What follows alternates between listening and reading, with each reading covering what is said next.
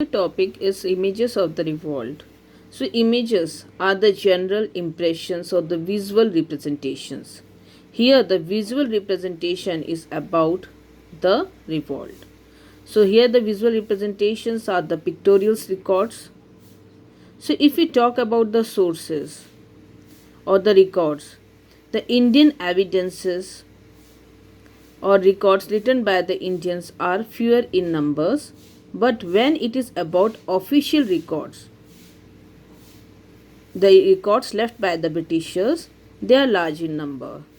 So we read about the proclamations, okay, the notifications in the name of the ruler and the petitions or letters wrote by the rebels leaders that survive today.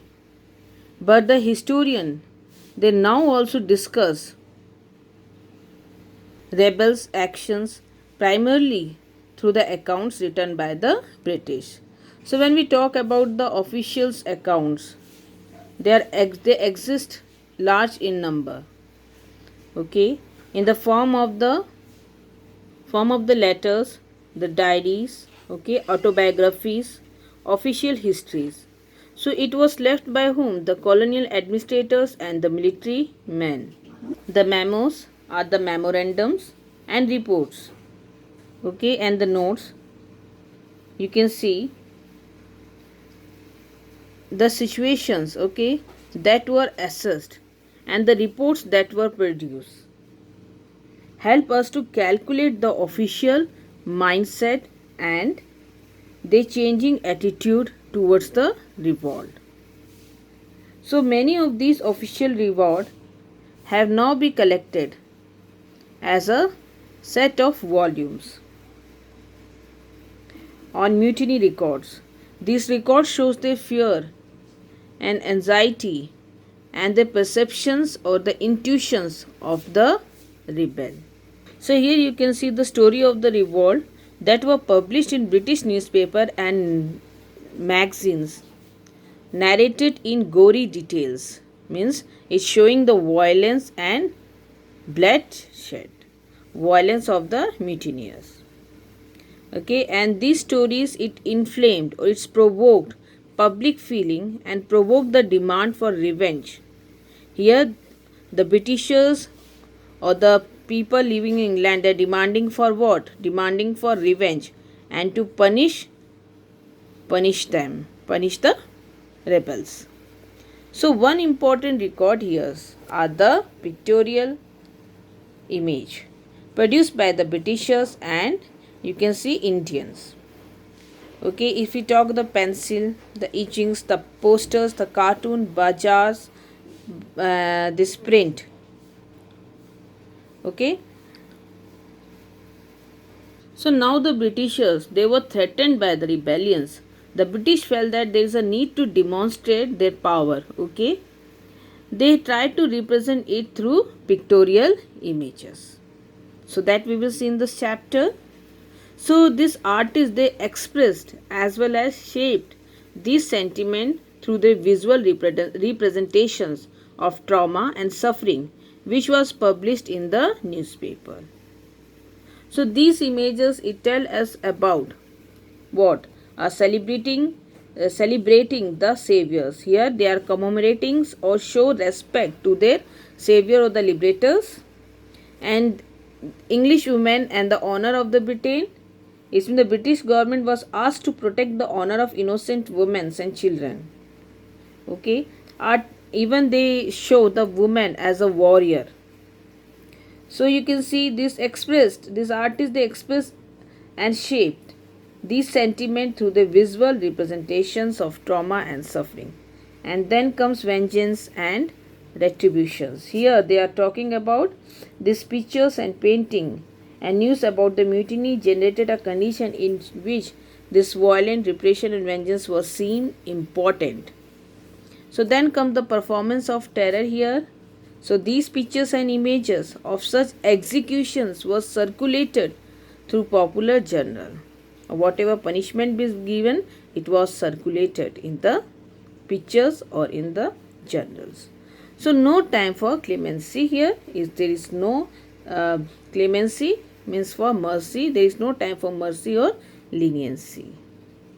So come to the first point. Here is the celebrating the saviors. It showed respect to the saviors. Okay, so you can see the British pictures is offer a variety of image, as we will see different paintings that were meant to provoke a range of different emotions and reactions. Some of them commemorate the British heroes, okay, who saved the English and repressed the revolt.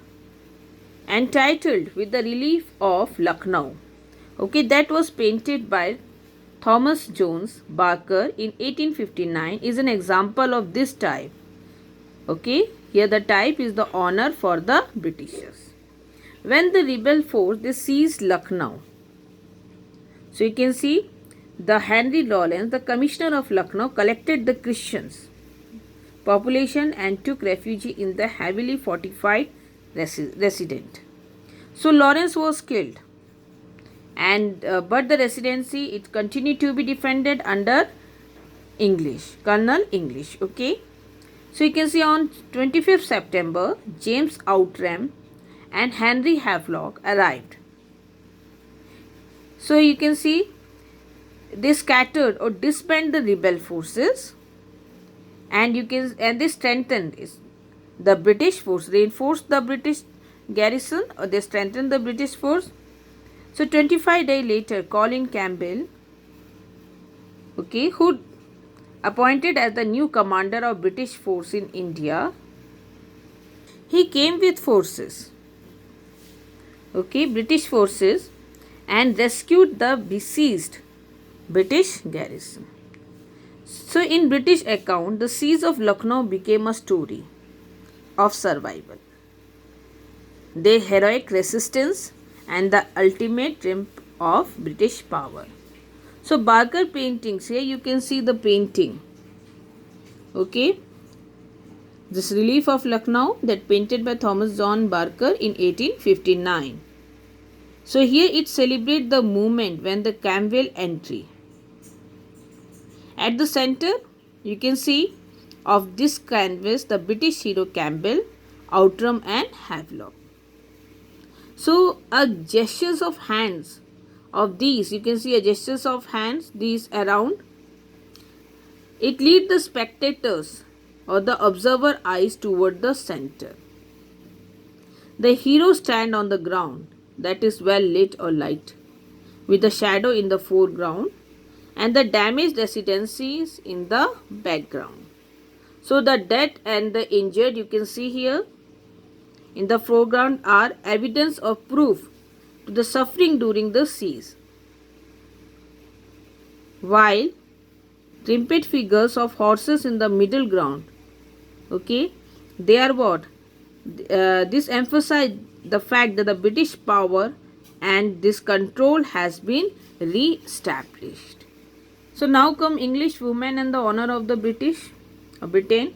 So whatever news they published, okay, they had a great impact over public imaginations. They shaped their feelings and thought, okay. It stirred up the tales of violence against women and children. There were public demand in Britain for the revenge and retributions. So the British government was asked to protect the honor of these innocent women and ensure the safety of the helpless children. So artists they express their visual representation of again this trauma or whatever they experience, okay, and their suffering. So in memoriam you can see it was painted by Joseph Noel Paton, okay, 2 years after the mutiny. So you can see English women and children, they huddled in a circle. Here you can see the image, the picture, okay. So they are what? Sitting, they are nestled together, sitting close to each other in a group or in a circle. They are looking helpless and innocent, waiting for the inevitables. It means certain things to be happen that is unavoidable. They had to face the dishonor, the death and the violence. So in memoriam doesn't shows gory violence. There is no bloodshed in these pictures. It only suggests it. It stir up the spectator's imagination, the observer to think and seek to provoke anger and fury. So it represents the rebel as a violent and brutish. Okay, even though it remain invisible. The violence here is invisible. Okay. And you can see there is no trait of extreme cruelty here. But then also stir up the spectator's imagination. And they seek to provoke anger and fury. So in the background you can see the British rescue force arriving as a saviors. In another sketch of painting, women seen different light, in different character. In the previous ones, they were frightened and protected by the British garrison. Here, they appeared as heroic, defending themselves against the attack of the rebels. So in this picture, you can see Miss Wheeler stand firmly at the center, defending the honor. Single-handedly, she is killing the rebels. British represent rebel, the demon in the painting, whereas they are strong men. You can see 4 strong men. They were with swords and guns. They are attacking a woman. So the woman, they struggle to save the honor and her life. So this incident, it was related to deeper religious connotations. It means that they show the rebels with different contexts as to provoke or proving themselves right. So here you can see the book that is lying on the floor is the Bible. Here come vengeance and retributions. So here they are talking about what? They have to take revenge, violent revenge, and now they have to teach lesson to them by punishing them. So you can see a wave of anger and the shock that spread in Britain. The demand for retribution, it grew louder. So these pictures and paintings and news about the revolt, it created an environment in which it was seen necessary and it was just, it was right of fear to repress the violence and take the revenge, and the revenge should be taken by the Britishers. So the British thought that they had to demonstrate their power or invincibility, so that they are too powerful and it is too difficult for anyone to defeat them. Okay. So in one such image, you can see here the image. We saw an allegorical female figures. Here female figure which is symbolized as a woman for justice. Okay. With a sword one hand and a shield in the other. So you can see that here you can see the symbols, the swords and the shields show for justice. So here it is made by Justice Punch in 12 September 1857. The caption here is that at the bottom reads, "The news of the terrible massacres at Kanpur produced an outburst of fiery indignations and wild desire for revenge throughout the whole of England." So they were flaming with anger when they come to know that there was a massacre, terrible massacre. It produced what? Or they flamed with anger for the unjust and unfair, and they were demanding for revenge throughout the whole of England. So when we talk about this posture, you can see it is aggressive. There is aggressive in her face. Okay, and the anger and the desire for revenge. So she is trampling the sepoys under her feet. तो वो उसे पैरों के तले कुचल रही है. ठीक है? And you can see that while a mass of Indian women with children, okay, covered with fear. So there were innumerable other pictures and cartoons in the British press that sanctioned this brutal repressions and violent for an act of retaliations. So here you can see another picture. Okay, the caption at the bottom reads, "The British Lion vengeance on the Bengal tiger." So they are taking revenge. This British Lion, they are taking revenge from the Bengal tiger. So they have shown themselves as a lion who are taking revenge. So here comes the next, the performance of terror. So when we talk about the performance of terror, how they enact the terror. So here comes the urge for vengeance and the retributions was expressed in the brutal way in which the rebels were executed. Okay.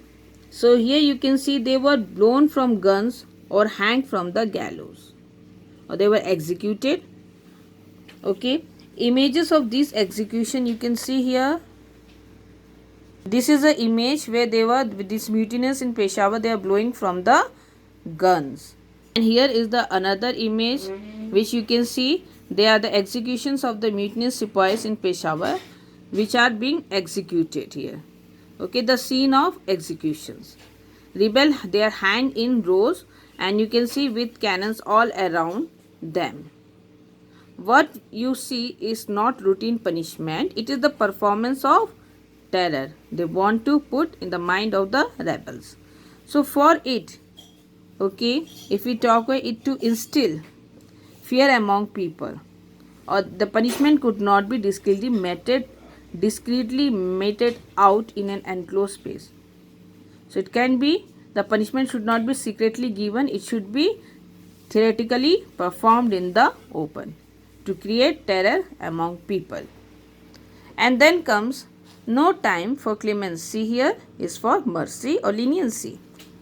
So at a time when people shouting for taking what? Revenge, a request for being modest or showing tenderness became the subject of mocked. Whereas you can see General Canning, he declared that gestures of leniency and show of mercy would help in winning back to the loyalty of the sepoy. So he was mocked in the British press. So in one of the cartoon you can see here, which was published in the page of Punch, shown as a looming father figure, noble or kind father with his protected hand over the head of a sepoy, who still hold, you can see unsheathed, which is uncovered sword in one hand and dagger or spear in the other hand, and both are dripping with blood. Okay, an imagery that occur again either periodically or it was repeated in a number of British pictures of the time. So here we saw the pictorial records that were produced by the Britishers. It reflects the emotions and feelings of the time in which they were produced. It shaped sensibilities. This was fed up by what? The image that circulated in Britain. And the public sanctioned, okay, the most brutal form of repression of the rebels.